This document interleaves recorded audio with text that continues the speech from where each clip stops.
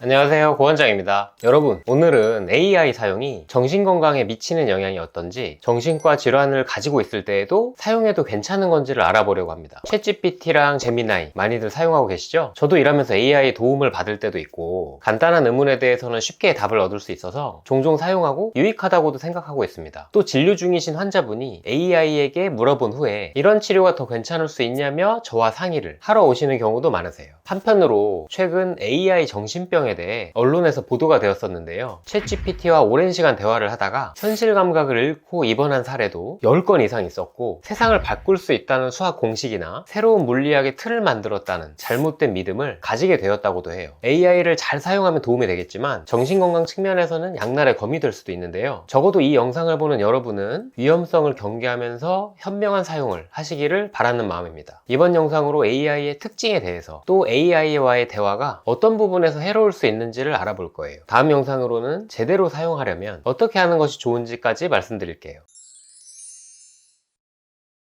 여러분은 세상을 어떤 시각으로 보시나요? 항상 다음을 생각하며 풀어내야 할 문제나 과제가 있는 그런 삶인가요? 아니면 가만히 풍경을 바라보고 순간을 느끼면서 현재에 머무르는 삶인가요? 이런 하루가 있을 수 있죠. 아침에 일어나서 나갈 준비를 하면서도 오전에 할 일을 떠올리고 어떻게 하면 좋을지를 고민하고요. 한창 업무를 하는 중에도 다음에 할 일을 동시에 생각하고, 또 퇴근 후에는 집에서 가족들과 어떻게 시간을 보내는 게 좋을지를 고민하고 있는 거죠. 다른 방향으로도 상상을 해보세요. 해변에 갔을 때 천천히 걸으며 발에서 느껴지는 모래사장의 감각, 주기적으로 들리는 파도 소리, 파란 바다와 하늘을 바라보며 느껴지는 그 풍부한 감각적, 감정적 경험들을요. 이번에는 두발 자전거를 처음 배우는 상황도 상상해보세요. 아무리 자세히 쓰여진 자전거 설명서가 있다고 한들 그것을 100번 정독을 했다고 해서 자전거를 잘 탈 수가 있을까요? 실제로 자전거 위에 올라가서 휘청거리거나 때로는 넘어져 보는 경험을 토대로 시행착오를 겪으며 점점 잘 탈 수 있게 되는 거잖아요. 어떤 방식이 AI가 채택하는 방식일까요? 또 어떤 방식이 실제 우리 삶에 가까울까요? 사람은 두 방식을 모두 채택하면서 두 가지를 넘나들 수 있습니다. 하지만 AI는 전자의 방식으로 세상을 인식하죠. AI는 마치 아주 성능이 좋은 계산기와도 같습니다. 문제 해결에 초점이 맞추어져 있고 언어를 통해 우리와 소통합니다. 태생적 한계로 인해 현재의 풍부한 경험이나 느낌에 대해서는 이야기해주기 어려운데요. 왜냐하면 스스로 경험을 할 수도 없고 단지 수학적, 언어적 형태로 데이터를 분석하고 출력할 뿐이기 때문이죠. 우리가 실제로 삶을 살아가는 방식은 금방 말씀드린 것처럼 더 풍부하고 입체적인데, AI는 단지 과거의 데이터를 통해서 패턴 분석을 한 결과를 언어로서 답을 내려줘요. 그러니 AI의 이야기를 그대로 받아들인다는 것은 4차원을 살아가는 우리가 2차원 속 만화 캐릭터의 말대로 행동하는 것과도 같은 황당한 상황인 거죠.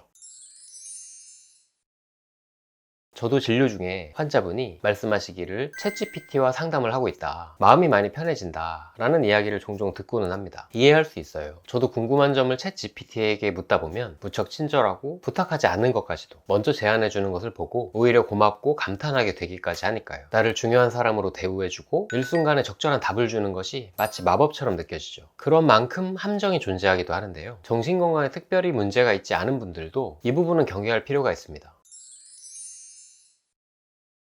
먼저 의외로 내용이 정확하지 않을 수 있습니다. 심지어 거짓말을 하는 경우도 있죠. 따로 검색해보면 나오는 단순한 정보를 잘못 알고 있는 경우도 있고요. 어떤 조건을 전제로 앞으로의 내용은 그에 따라 체계화시켜 달라고 지시를 할 때 최초의 조건을 빼먹어 버리기도 하죠. 예를 들어 우리나라에서 면적이 큰 도시 순위를 10위까지 나열해 달라고 했을 때 단순 검색해서 나온 자료와 다른 내용을 제시하기도 하고요. 내게 맞는 화장품을 찾아보기 위해서 여러 화장품들의 특성을 색상, 성분, 가격, 특이사항 별로 따로 표로 정리해달라고 하면 그중 성분에 대한 부분은 빠져있다든가 하는 식이에요. 잘못된 부분을 지적해주면 순순히 잘못을 인정하며 아무렇지도 않은 듯 수정을 해버려요. 경험한 분들은 그렇구나 하실 듯 하네요. AI를 업무에 자주 쓰는 지인을 지켜본 바로도 여러 번 AI에게 미비사항을 지적하고 수정 요청을 하면서 답답해하고 화내는 모습을 옆에서 지켜보기도 했거든요. 내용의 정확도를 검증하기 위한 부수 업무가 발생할 수 있다는 것을 감안해야 한다는 뜻입니다. 두 번째는 새로운 경험의 기회가 제한될 수 있다는 거예요. 사용자가 AI에게 질문을 하면 처음에 AI는 일반적인 의견을 포함해서 이런저런 내용을 이야기해 줍니다. 예를 들어 요새 밤마다 잠에서 깨는데 어떻게 하면 좋을까? 하고 물어본다고 하면요, AI가 처음에는 생활 습관, 환경 조절, 수면 위생 습관, 스트레스나 불안 관리, 의료적 도움 등 여러 가지 조언을 해줘요. 그런데 일반적인 내용만을 보고 그대로 실행하기는 어렵잖아요. 그래서 한 가지 내용에 초점을 맞추어서 물어보게 되고, AI도 그쪽에 대해서 점차 자세하게 풀어서 설명을 해줍니다. 문제는 사실은 전혀 다른 쪽에 원인이 있을 수 있는데도 질문이 반복될수록 AI는 사용자의 관심 방향에 따른, 또 사용자가 질문하는 내용에 답변하는 형태의 조언만 가능하다는 거예요. 사용자의 심기를 불편하게 하지 않으려는 경향이 있어서 이견을 내거나 쓴소리를 하지 않으니 사용자의 방향성이 수정될 기회가 없죠. 이제 오늘의 핵심 내용이 될 수 있는 부분인데요, AI와 상호작용을 할 때 정신건강 면에서 특히 해로울 수 있는 내용 3가지를 본격적으로 말씀드려 볼 테니 유심히 봐주세요. 가장 우려스러운 것은 AI에 대한 의존성이 커지며 퇴행하게 된다는 것입니다. 이 부분은 쉬운 의문점이 생겼을 때에도 챗GPT에게 물어보는 것을 보고 저 스스로도 놀라게 되었는데요. 예를 들어서 예전에는 알았지만 기억이 흐릿해진 약에 대한 정보를 다시 물어보거나 테니스 라켓에 쓰는 올바른 그립의 사용법과 같은 것을 물어보고 있는 거예요. 심지어 거기에 대한 답변이 틀리기까지 했습니다. 과거에 제가 사용했던 방법이라면 책을 찾아보거나 웹서핑을 여러 루트로 하여 내용을 교차 검증하며 정확도를 올렸겠죠. 따로 알아보지 않았다면 맹신하게 되지 않을까 싶어서 섬찟한 부분이면서도 이러다가는 스스로 공부해서 발전하려는 노력을 하지 않게 되겠구나 싶었습니다. 쉽게 번 돈은 쉽게 쓰인다고 했는데 정보도 마찬가지고요. 아무리 유용하다고 하더라도 쉽게 얻은 내용들은 잘 머리에 남아있지 않게 됩니다. 반대로 스스로 너무나 궁금하고 간절해서 다방면으로 공부하고 경험하며 마침내 깨닫게 된 내용들은 계속 내 것이 되고요. 인내심, 판단력, 기억력, 체계화시키는 능력들을 발휘할 기회가 점점 적어질 수 있겠다 싶어 안타까웠습니다.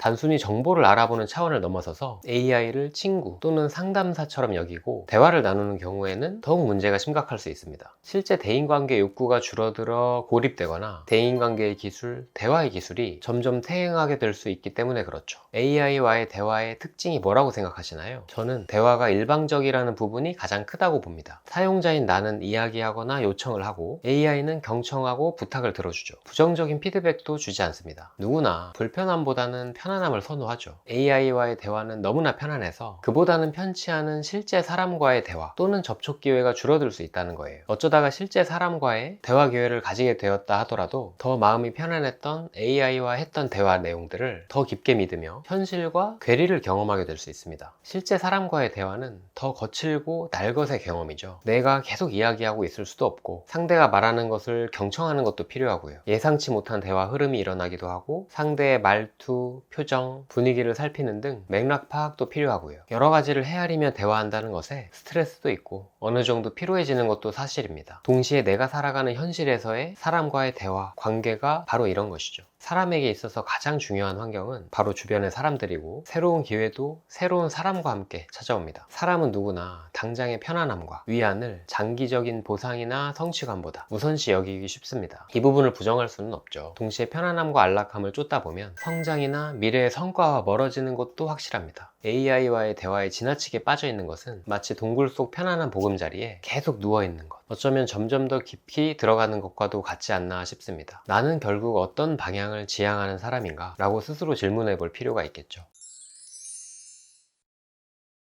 마지막은 병리적인 생각을 강화시킨다는 부분입니다. 병리적인 생각이라면 걱정을 파국적으로 하는 경향이 있다든지 조금만 잘못되어도 의미가 없을 거라는 완벽주의와 같은 생각을 가진다든지 사실이 아닌 생각을 사실대로 믿는 망상과 같은 것을 의미하는데요. 병리적인 생각이 깊을수록 병이 깊고 오래갑니다. 사람은 주변의 여러 가지 정보를 통해서 피드백을 받고 본인의 생각과 행동을 수정해 나가는 존재죠. 그래서 앞선 생각에 따라 행동을 해보니 좋지 않더라 라는 결과를 마주하게 되었을 때 수정해 나갈 기회를 얻게 됩니다. 예를 들어 내가 걱정을 하도 많이 하는 모습을 보이니 나를 염려하는 주변 가족이나 친구의 반복적인 조언으로 정신건강의학과 상담센터에 들르게 되고 여러 차례에 걸쳐 치료를 받으며 경험적으로 나아지는 기회를 가질 수가 있게 되는데요. 반대로 AI와 대화를 나누다 보면 사회 불안을 가진 사람이 사람들이 다 나를 싫어할 거야 라고 말했을 때 AI가 공감에 초점을 맞추다 보면 사용자는 AI도 그렇게 생각하는구나 라며 기존의 부정적인 생각을 더 확 확고히 하게 될 수 있어요. 전문가를 찾으라는 조언이 포함되더라도 사용자가 넘겨버리기 쉽거든요. 또 피해망상을 가진 환자가 정부에서 내 메일을 감시하고 있어 라고 말할 때 AI가 그럴 가능성도 있습니다 라고 하면서 여러 가지 다른 내용들을 언급할 텐데, 이를 근거로 기존의 망상이 더욱 견고해질 수도 있습니다. 이런 내용들과 관련해서 언론에서 말하는 AI 정신병이 발전되지 않았을까 싶어요. AI는 태생적으로 언어적인 툴이라 단지 사용자가 이야기한 내용에 대한 피드백만 받게 돼요. 이런 병리적인 생각에서 벗어난다는 것은 사실 생각 그 자체에 빠져들거나 논쟁하지 않고 더 넓은 관점에서 보면 결국 어떤 일이 일어나는지까지 전체적으로 조망하는 부분이 중요한 것이거든요. 말로 전달이 잘 될지는 모르겠지만 이야기해보면 이래요. 예를 들어 제가 하는 치료에서는 사회 불안을 가진 사람이 하는 말 자체의 진위 여부를 따지지 않아요. 그 안에 숨어있는 내가 사람들과의 관계를 중요하게 여기며 잘 해내고 싶은 욕구를 가졌음을 읽어내고, 말과 회피의 결과로 내가 본래 중요하게 여기는 관계의 기회 자체가 점차 사라지고 있음을 멀리서 조망하는 경험적인 과정이 핵심적입니다. 경험적이라는 의미는 내가 거쳐가는 순간의 감각, 감정, 생각, 충동 등을 다방면으로 느끼게 된다는 거죠. 진료 중에 실습을 하거나 따로 연습을 해보기도 하고요. 단지 머리로만 아는 게 아니라 정말 그런 거구나 라는 느낌을 받게 되어 앞으로 실제 대처가 달라지는 계기가 됩니다. 반대로 AI와의 대화는 사용자의 생각의 내용에서부터 시작하여 생각 안에 머물러 있기 때문에 사용자의 경험 자체를 확장시키기는 어려워요. 진정한 의미로 회복까지 연결되기는 쉽지 않죠.